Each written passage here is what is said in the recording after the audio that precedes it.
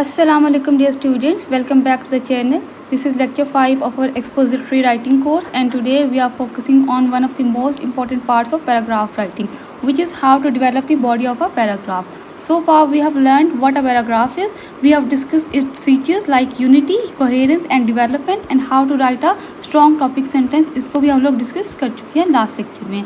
Now in this lecture we will study what kind of details go into body of a paragraph, how to arrange those details logically, and how to connect ideas with the use of transitions. Let's begin the lecture.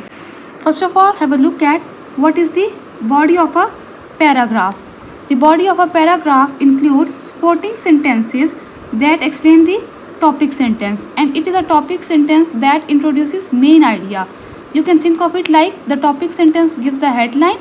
The body of a paragraph provides the proof, explanation or story behind that headline. It is also the heart of your paragraph. Just like the heart keeps the human body alive and functioning, the body of a paragraph keeps the paragraph meaningful and effective. It is the central part where the main idea is explained, developed and supported through details, evidence, examples and explanations. Without a strong body paragraph, a paragraph is just a hollow structure, like a headline without a story. Each sentence must connect to the main idea in the body of your paragraph that is introduced in the topic sentence. It acts like a central thread, and every sentence in the body must be tied to that thread. If a sentence does not support, explain or elaborate on the main idea, it does not belong in that paragraph. अब next हमारे पास है कि हमारी body का, हमारे paragraph की जो बॉडी होती है उसमें क्या क्या चीज़ें होती हैं. उसमें हमारे पास तीन मेन चीज़ें होती हैं. वो क्या होती हैं? Supporting details, logical order and transition words. अब फर्स्ट क्या है? A strong body paragraph should provide supporting details. इसमें हमारे पास फैक्ट्स होते हैं, एग्जांपल्स होती हैं और रीजंस होते हैं. These are sentences that add depth to your topic sentence. अब नेक्स्ट है कि your body should follow a logical order, step by step और most to least important होगा. Your supporting ideas should be arranged in an order that makes sense, like from general to specific or from cause to effect. और last में हमने transition words भी use करने हैं अपने paragraph की body में, अपने सपोर्टिंग सेंटेंसेस में. क्या करना है? In order to maintain coherence between sentences we use linking words और phrases between sentences. These make the paragraph smooth and readable. Topic sentence क्या बताता है कि पैराग्राफ किस चीज़ के बारे में है. पैराग्राफ की बॉडी उस चीज़ को डिटेल में एक्सप्लेन करती है, एग्जाम्पल देती है, एविडेंस देती है और एक्सप्लेनेशन देती है. Okay, now let's discuss this 3 points in detail one by one. First हमारे पास क्या है? Supporting details. सपोर्टिंग डिटेल्स क्या होती हैं? These are the sentences in the body of the paragraph that explain, proof और clarify the topic sentence. They explain the topic sentence, they give more information about the main idea, and they help the reader understand how or why the main idea is true. अब supporting details में हम लोग क्या क्या चीज़ें add कर सकते हैं? इसमें हम लोग examples ऐड कर सकते हैं. An example is a specific situation or case that helps you explain your point. It makes your idea clearer and easier to understand. अब next इसमें हम लोग facts and statistics भी यूज़ कर सकते हैं. ये क्या होते हैं? These are true statements and numerical data. अब ये नंबर्स की फॉर्म में होते हैं, परसेंटेज की फॉर्म में होते हैं, and they are in form of studies that can be proven. और नेक्स्ट हमारे पास है रीजंस भी हम इसमें यूज़ कर सकते हैं कि reasons explain why something is true और why something happens. They answer the question why. We can also include personal experience in our supporting details. अब ये क्या होते हैं? This is a real life story और event from your own life और someone you know. It adds a personal touch in your story and it makes your writing more relatable. और last में हमारे पास कोट्स हैं, ये भी हम अपने सपोर्टिंग डिटेल्स में ऐड कर सकते हैं. अ कोटेशन क्या होती है? Is the exact words of an expert, famous person और book. It adds authority to your point, especially in formal writing. जब आप कोई अकेडमिक ऐसे लिख रहे होते हो, कोई पैराग्राफ लिख रहे होते हो, मतलब किसी भी टाइप की फॉर्मल राइटिंग आप कर रहे हो, तो ये आपके लिए यूज़फुल होगी. अब यहाँ पे हमारे पास एग्जाम्पल है, लेट्स डिस्कस इट. अब हमने यहाँ पे एक पूरा पैराग्राफ लिखा हुआ है जिसको हमने दो चीज़ों में ब्रेक डाउन किया हुआ है, टॉपिक सेंटेंस में, और यहाँ पे हमने उसकी पूरी बॉडी भी लिखी हुई है जिसको हमने ब्रेक डाउन किया हुआ है फर्दर सपोर्टिंग सेंटेंसेस में. अब सपोर्टिंग सेंटेंसेस को हमने डिस्क्राइब किया है as a supporting detail. Supporting detail 1, supporting detail 2 and sporting detail 3। अब पहले हम टॉपिक सेंटेंस को देख लेते हैं कि वो हमारा क्या है। Group work enhances learning in classroom. अब ये जो टॉपिक सेंटेंस है, this is introducing the main idea of the paragraph. क्या बता रहा है कि that working in groups help students learn better. अब हमारा टॉपिक सेंटेंस जो है वो क्या है, it is clear and focused and it is setting the direction for the sporting sentences. अब नेक्स्ट हमारे पास स्पोर्टिंग डिटेल्स हैं। Let's discuss these sentences. First हमारे पास क्या है, collaborating with peers allow students to see different perspectives. अब ये जो स्पोर्टिंग सेंटेंस है ये क्या एक्सप्लेन कर रहा है कि how group work enhances learning when students interact with peers who have different experiences और viewpoints, they are exposed to new ideas and approaches. This broadens their understanding and encourages critical thinking। अब जो second sporting detail है वो क्या discuss कर रही है कि group activities also improve communication and conflict resolution skills. अब ये स्पोर्टिंग सेंटेंस हमें क्या बता रहा है, it is adding another benefit of group work. It develops soft skills that are crucial for academic and professional life. When students work in a group, they must express their ideas clearly and manage disagreements. This helps them building their interpersonal skills. अब let's have a look at the third supporting sentence कि ये क्या है। In my communication course, our group presentations led to class discussion.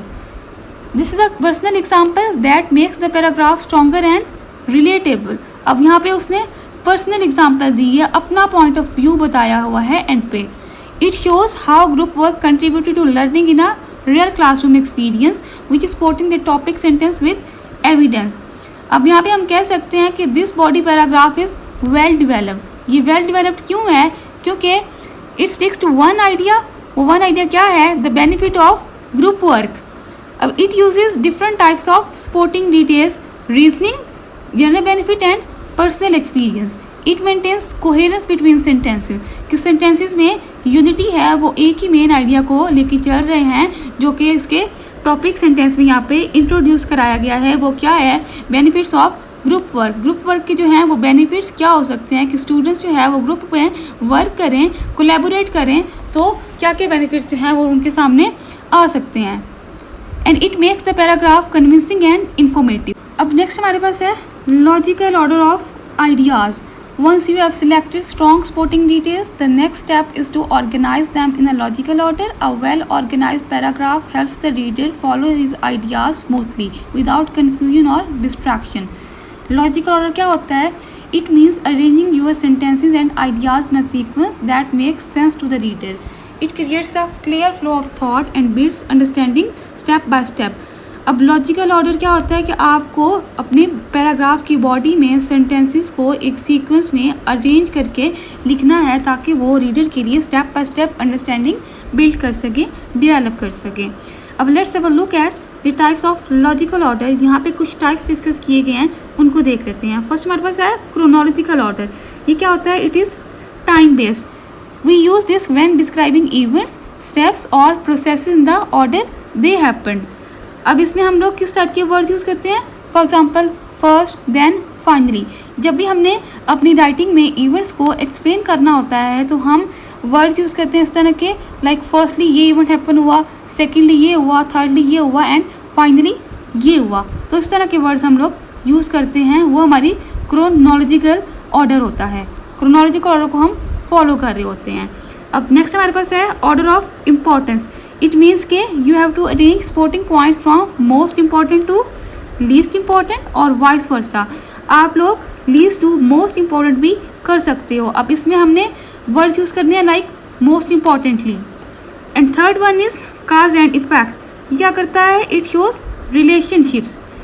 It is used when one idea leads to another. It is good for argumentative और analytical writing. अब इसमें हमने words use करने हैं like because of this, as a result. अब इसमें हमने क्या करना है, एक चीज़ के होने से दूसरी चीज़ का असर समझाना है हमने। और ये जो स्ट्रक्चर है आर्ग्यूमेंटेटिव एसेस में कॉमन होता है, कॉमनली वहाँ पे यूज़ होता है।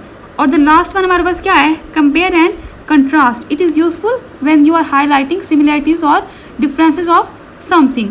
अब इसमें हम लोग किस टाइप के वर्ड्स यूज़ करते हैं, for example unlike, similarly, in contrast. इस तरह के वर्ड्स हम लोग इसमें यूज़ करते हैं जब भी हम दो चीज़ों को कंपेयर कर रहे होते हैं या फिर उनकी सिमिलैरिटीज़ को बता रहे होते हैं, तो ये ऑर्डर हम लोग यूज़ कर रहे होते हैं। एग्जाम्पल है क्रोनोलॉजिकल ऑर्डर हमने यूज़ किया है। फॉर एग्जांपल कि आप लोग ऑनलाइन क्लासेस ले रहे हो, आपको ऑनलाइन असाइनमेंट LMS पोर्टल पे सबमिट करानी है, तो आप लोगों ने अपने सपोर्टिंग सेंटेंसेस को इस तरह से राइट किया है। First login, then access module, finally submit work.